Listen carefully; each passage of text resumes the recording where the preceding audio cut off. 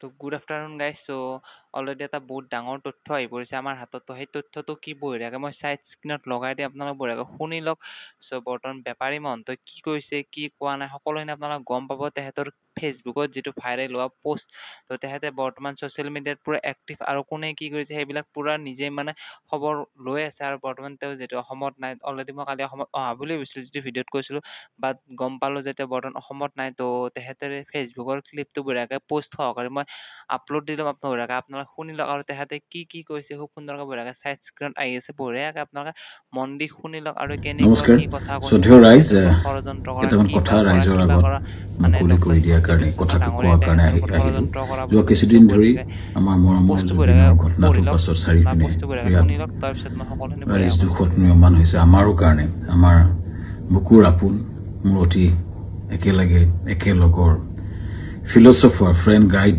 মানুহজনৰ ঢুকোৱাৰ পাছত আমি খুব নিয়মান অৱস্থাত আছো আৰু কিছুমান কথা ক'বলৈ ওলাই আহিছোঁ কাৰণ ইমান বেছি ভুৱা কিছুমান কেম্পেইন হোৱাৰ কাৰণে আমি কথাখিনি ক'ব চেষ্টা কৰিছোঁ শ্ৰদ্ধেয় ৰাইজ মই গুৱাহাটীলৈ যোৱাৰ কথা আছিলে আজি কিন্তু ইমানেই বেছি মোলৈ মেছেজ আহিছে আহিলে মাৰিম কাটিম প্ৰায় কেইবা হাজাৰ মেছেজ আহিছে যে গুৱাহাটীলৈ গ'লে কাটিম বুলি সেই প্ৰেক্ষাপটত যাব পৰা নাই সেই সময়ত খুব মন আছিলে গৰিমাৰ ওচৰত থিয় দিয়া মোৰ পৰিয়ালৰ নিচিনা মোৰ ভগ্নী গৰিমা বা দলটোৰ লগত এই ঘটনাটোৰ পিছত থিয় দিব পৰা নাই কিন্তু কিয় পৰা নাই ৰাইজ গম পাইছে কাৰণ আমাক থ্ৰেটনিং কৰা হৈছে কিন্তু আচলতে জুবিন গাৰ্গক মৃত্যুত আমি দুখী নেকি এই কথাখিনি খুব কিছুদিন ধৰি ছ'চিয়েল মিডিয়াত কিছুমান ব্যক্তিয়ে TRPৰ আশাত মামাকে দুখী সজাই কেংগেৰু কাউট পাতি যে নিজৰ ডিগ্ৰী দিলে কিন্তু আচলতে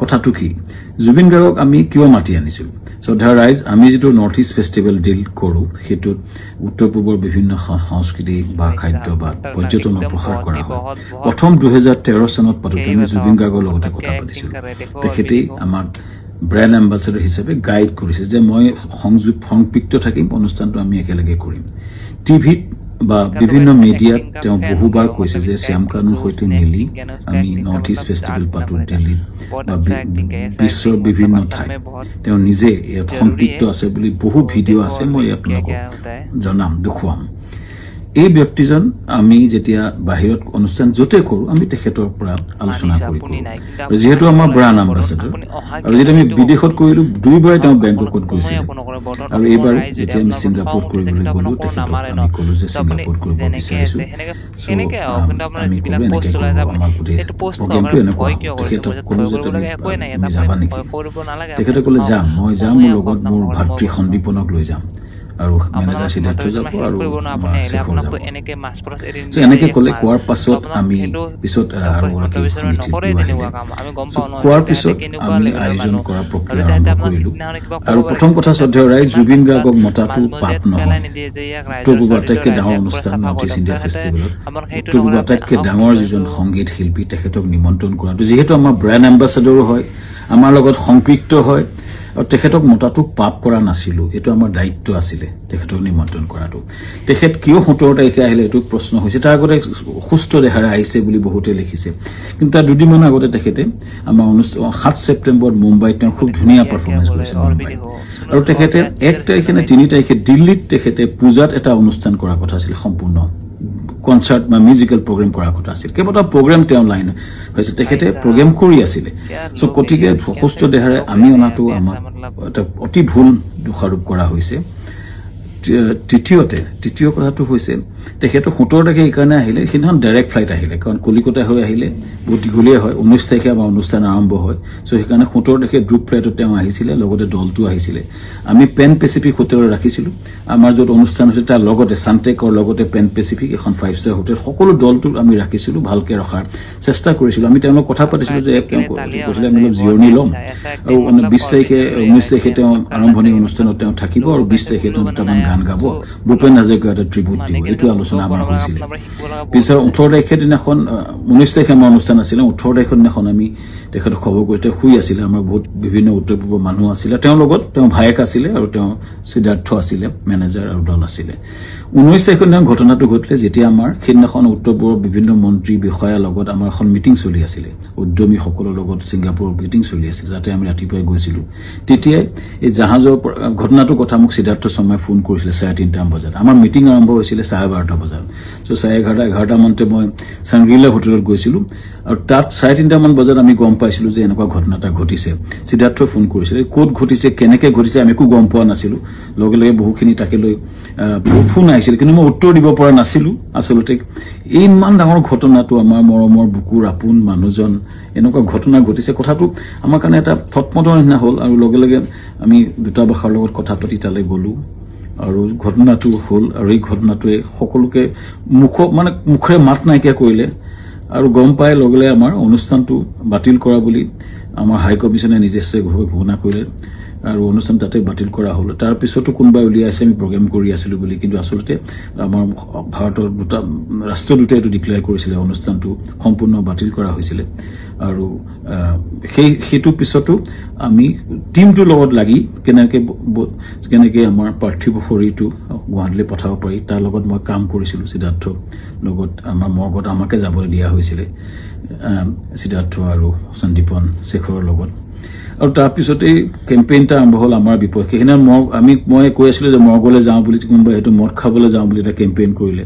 কোনোবাই ক'লে যে শ্যামকানু মহন্তক ধৰি হত্যা কৰিব লাগে, এনেকুৱা ধৰণৰ কেম্পেইন আৰম্ভ হ'ল। আৰু এটা ভয়ানক আমাৰ বিপক্ষে এটা কেম্পেইন। শ্ৰদ্ধা ৰাইজ, এটাই মই ক'ব খুজিছোঁ যে আমি গোটেই প্ৰক্ৰিয়াটোত কোনো পধ্যে জড়িত নাছিলোঁ।